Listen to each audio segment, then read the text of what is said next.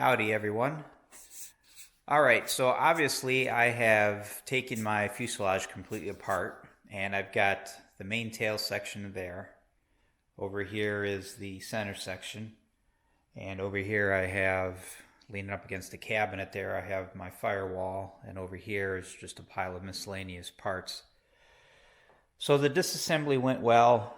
It's, quite simple. You just remove clecos and make sure you have things nicely supported as you disassemble some of the other pieces parts. Couple things. The one thing that I really don't like, if I've probably said this 100 times, I really cannot stand basically a mess. I'll put it to you that way. So you'll see that I've got blue painter's tape all over this tail section again, or I should say for the first time. And this is along all the seams and creases between the skin and the J channel. After I was done working on everything, of course you work on the fuselage upside down. After I got it disassembled and I flipped it right side up,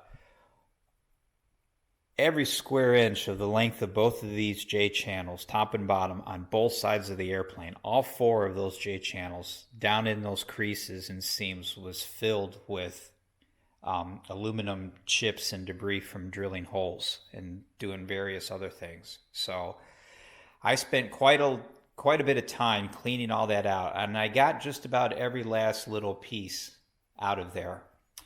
And then I came back and put on my blue painter's tape to prevent that from happening again. Because if you can imagine,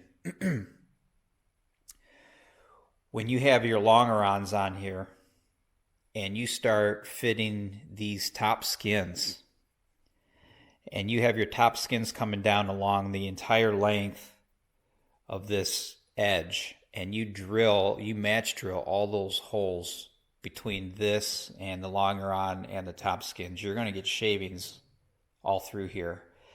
And there's all kinds of other work that is probably going to go on through here over time, and those shavings are just going to find their way into all kinds of little places that will just, if you're like me, will drive you nuts.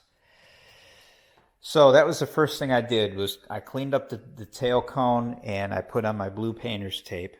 The next thing that I did was I finished this, what is this? This is the 406 or 706 bulkhead assembly, this one here. This is the main bulkhead for the tail section. By finishing that, I mean that I went ahead and I deburred everything. I deburred all the holes that were match drilled when the rest of the fuselage was together.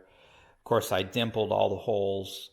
I riveted everything else that had not been riveted to this point, so I did some more riveting in this area here.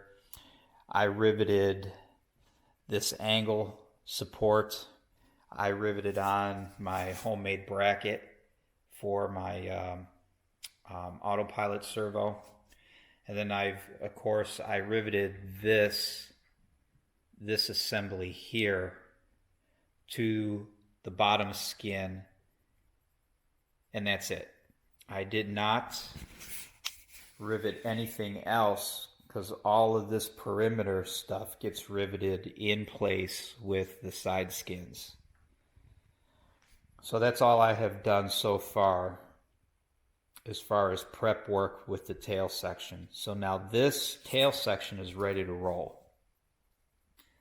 Then what it's waiting for now are the longerons to be reinstalled.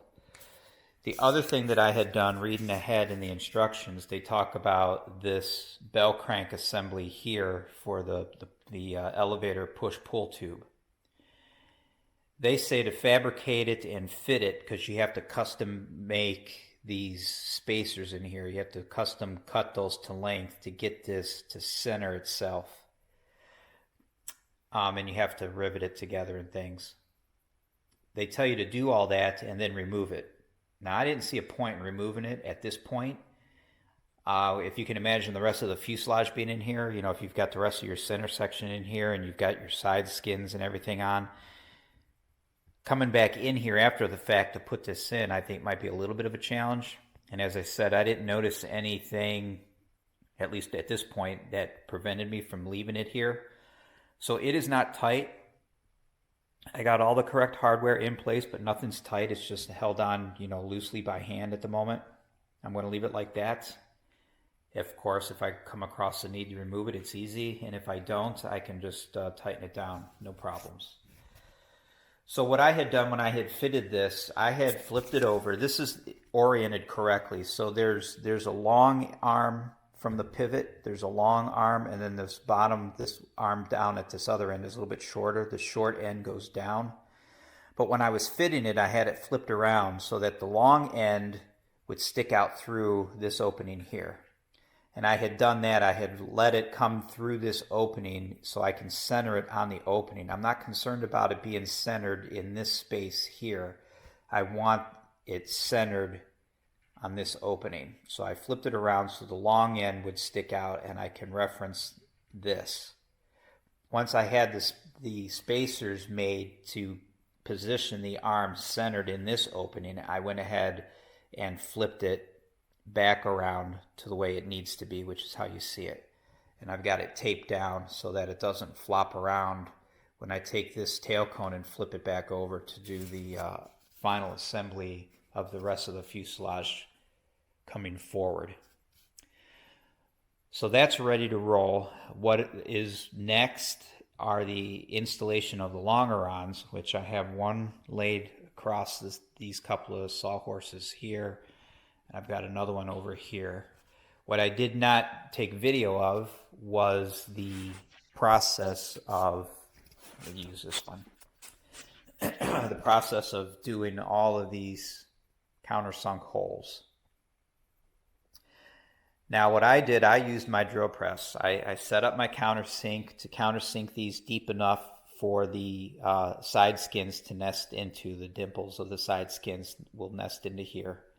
Once I had it set up, once I had my micro stop set up for those, I just went ahead and, if you can imagine, here's my drill press. I just laid it across here, and I had the ailer or the longeron laid across this length here. I had put a sawhorse down at this end for support, and I just went to town using the drill press. And that worked out very, very well. They're very consistent, and they're straight. It was just a lot easier than trying to muscle around a drill of some sort by hand.